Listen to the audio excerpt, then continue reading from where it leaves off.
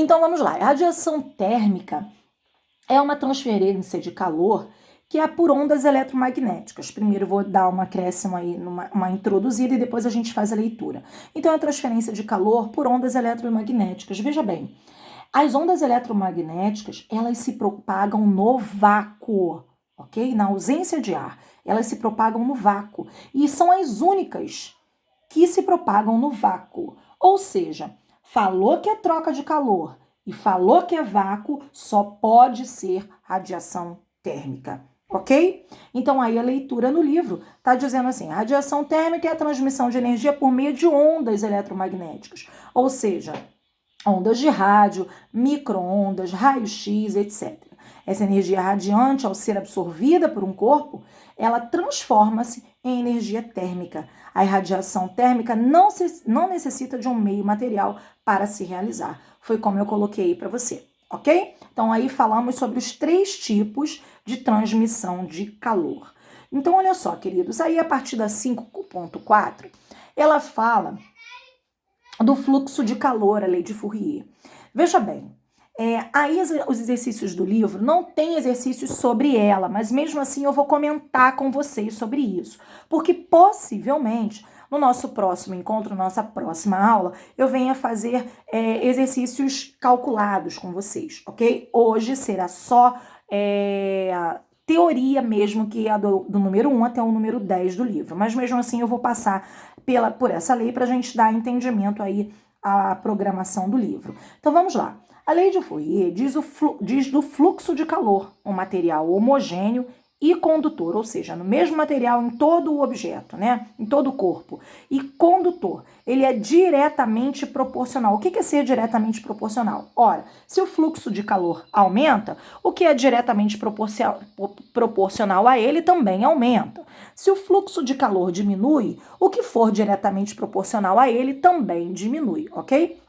Então, o fluxo de calor, ele vai ser diretamente proporcional, como eu acabei de dizer, à área de secção transversal, ok? Área, é a área mesmo, tá? Área. A área de um objeto, ok? A área de uma forma qualquer. A área da secção transversal. Se eu fizer um corte nessa secção transversal e quiser estudar essa área, ok? Ela vai ser diretamente proporcional à diferença de temperatura, que ele chamou de delta teta entre as extremidades, uma ponta e a outra. Ela vai ser diretamente proporcional a essas duas grandezas, ok? E ela vai ser inversamente proporcional, ou seja, o que é inversamente proporcional? Se o fluxo de calor aumenta, o que diminui? Olha o que diminui.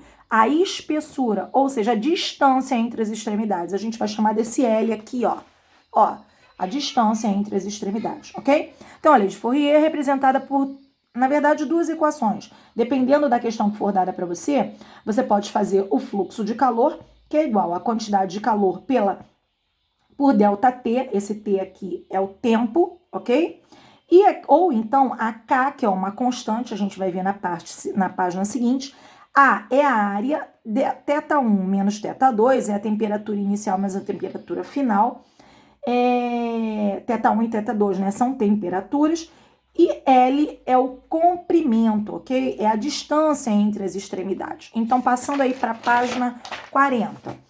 Vamos lá, e ele vai falar de cada uma dessas grandezas em particular. Ó. Esse K da fórmula que a gente acabou de ver é uma constante que depende de características relacionadas à condutividade térmica do material. Então, é uma constante que depende do material. Cada material tem uma facilidade ou uma dificuldade de condutividade térmica.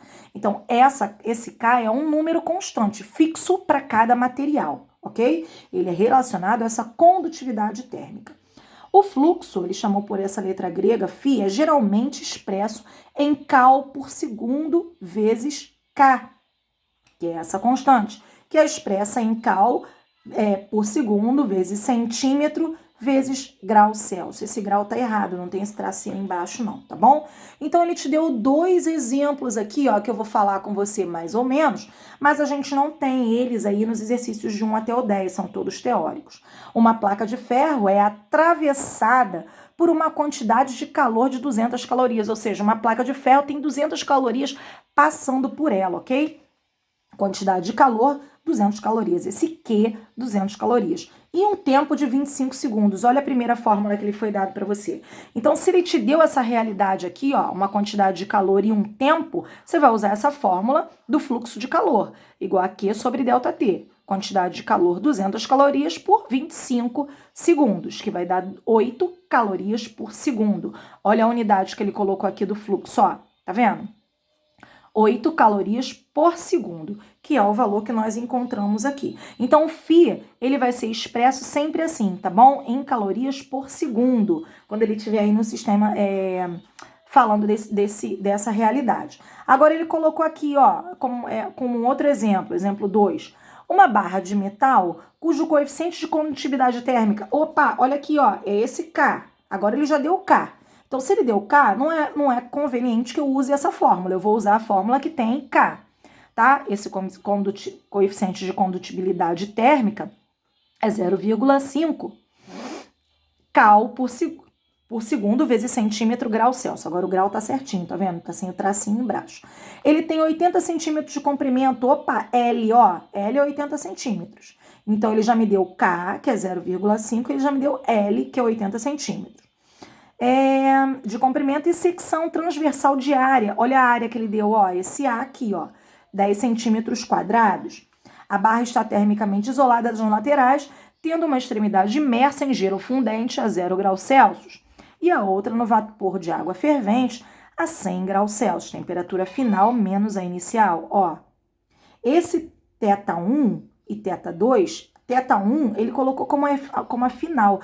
Ele poderia ter colocado inverso, né? Final geralmente é θ2, mas enfim, você entende que variação de temperatura sempre é a final menos a inicial, beleza?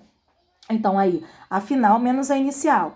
A maior menos a menor, vamos colocar assim nesse caso, 100 graus menos 0, ok? Determine o fluxo de calor, o que ele quer aí é o Φ. Então, já que ele deu algumas características convenientes para a segunda fórmula, nós utilizamos a segunda fórmula e encontramos aí o fluxo de calor 6,25 caus por segundo.